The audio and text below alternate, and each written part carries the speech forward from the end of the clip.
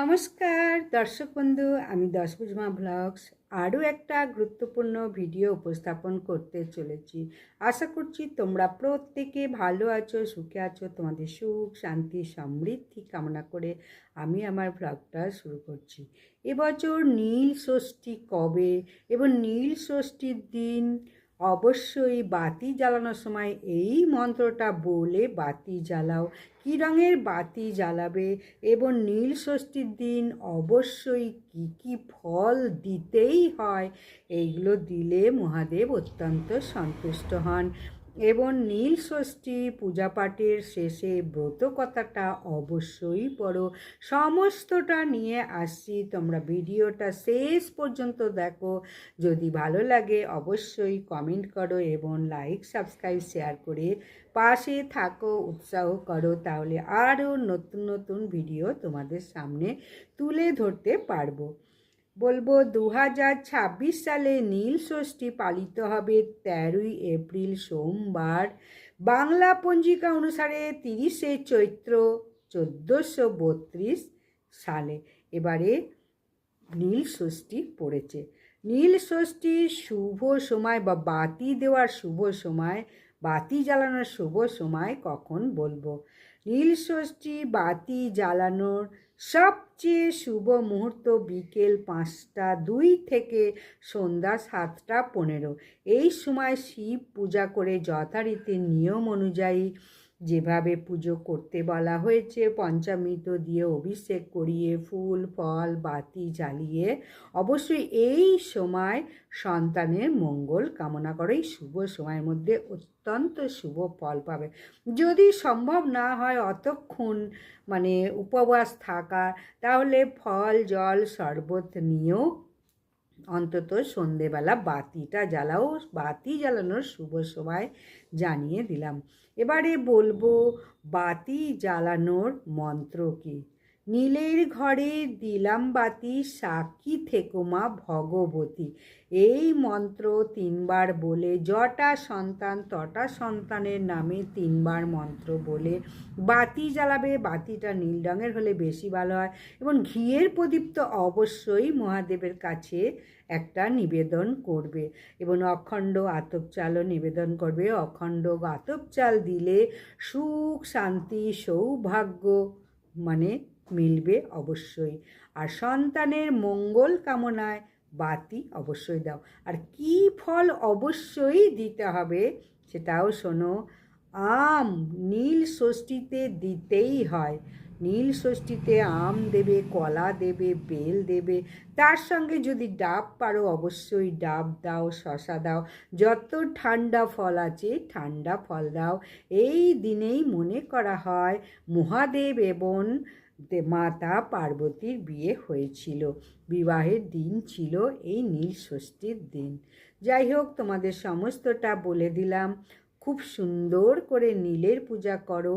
কিন্তু আমি বলবো এই ব্রত কথাটা যদি না শোনো তাহলে কিন্তু নীল ষষ্ঠী পুজো করাটা সম্পূর্ণ বৃথা হয়ে যাবে। তাই নীলের ষষ্ঠীর ব্রত কথাটা তোমাদের একবার বলছি, খুব ভালো করে মন দিয়ে শ্রবণ করো। এক দেশে এক বামুন আর বামনি বাস করত। তারা ভক্তি করে সমস্ত বার ব্রত করত, কিন্তু তবুও তাদের ছেলে মেয়ে হয়ে একটাও বাঁচত না। তখন তারা দুজন রাগ করে বললে, বার ব্রত সমস্ত মিথ্যে, ওসবে কিছুই হয় না। এই বলে সমস্ত ছেড়ে দিয়ে তারা দুজন কাশিতে চলে গেল। একদিন কাশিতে গঙ্গায় নেমে উঠে ঘাটের উপর বসে মনের দুঃখে দুজন কাঁদছে। তাই দেখে মা ষষ্ঠী বুড়ি বামনির বেশ ধরে এসে তাদের জিজ্ঞেস করলে, হ্যাঁ গা, তোরা কাঁদছিস কেন? বামনি বললে, সে কথা তোমায় বলে কি হবে মা, আমরা বড় মনের জ্বালায় জ্বলছি। আমাদের 5টি ছেলে আর একটি মেয়ে হয়েছিল, সব মরে গেছে। তাই ভাবছি যে সব বার ব্রত ঠাকুর দেবতা মিথ্যে। আমরা তো কোনো বার ব্রত বাদ দিইনি, তবু কেন আমাদের সব মরে গেল? এইরমভাবে বৃদ্ধা বামনিকে বলছে। মা ষষ্ঠী বললেন, দেখো বাছা, তোমরা সব বারব্রত করো, কিন্তু বড় অহংকার, তোমাদের মনে বড় অহংকার বারব্রত করো বলে। যাই হোক, সেই জন্য সব মরে গেছে। শুধু কি আর বারব্রত করলেই হয়? ভগবানের ওপর বিশ্বাস থাকা চাই মন পবিত্র রাখা, সকলকার কাছে নিচু হওয়া চাই, এক মনে মা ষষ্ঠীকে ডাকা চাই, তবেই হবে। তখন বামনি বললে, তাহলে আমাদের উপায় কি হবে মা? মা ষষ্ঠী জিজ্ঞাসা করলেন, তোরা কি নীল ষষ্ঠী করেছিস? বামনি বললে, সে কি মা, কই ও ব্রত তো আমরা জানি না। তখন মা ষষ্ঠী বললেন, সমস্ত চৈত্র মাস সন্ন্যাস করে শিব পুজো করবে, সমস্ত চৈত্র মাস সন্ন্যাস করে শিব পুজো করতে বলছে।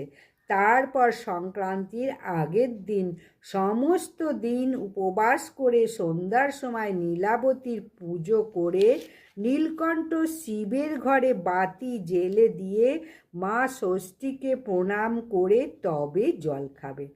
ওই দিনকে ষষ্ঠীর দিন বলে। নীল ষষ্ঠী করলে ছেলে মেয়ে কখনো মরে না, এই কথা বলে তিনি অন্তর্ধান হলেন। নীল ষষ্ঠী করলে ছেলে মেয়ের মঙ্গল হয়। তারপর বামুন বামনি দেশে ফিরে গিয়ে খুব ভালো করে নীল ষষ্ঠীর পূজা আরম্ভ করলে। তারপর তাদের যতগুলো ছেলে মেয়ে হতে লাগলো সবাই বেঁচে রইল। পাড়ার সকলে বামনির সুখ দেখে আর ওই নীলষষ্ঠীর ব্রত জানতে পেরে সবাই এক মনে নীলষষ্ঠীর ব্রত করতে লাগলো। এই ব্রত করে সবাই ছেলে পুলে নিরেগ হয়ে বেঁচে রইল। এই রকম করে দেশে বিদেশে এই ব্রতের কথা প্রচার হলো। সবাই খুব ভক্তি ভরে নীলষষ্ঠীর পূজা করতে লাগলো। তাহলে নীলষষ্ঠীর ব্রত কেন করবে বুঝতে পারছো? সন্তান, স্বামী, সংসারের মঙ্গলের জন্য অবশ্যই নীলষষ্ঠী ব্রত করো। যাদের সন্তান হয়েছে তারা তো অবশ্যই করবে। এই ষষ্ঠী সকলেই করতে পারো, কারুর নিষেধ নেই। সধবা, বিধবা, বাচ্চা, বুড়ো সমস্ত মানুষই এই ব্রত করতে পারো। এই ব্রত করলে স্বামী সন্তানের মঙ্গল হয়, সংসারের মঙ্গল হয়। এই ষষ্ঠীর দিন তোমরা কি খাবে?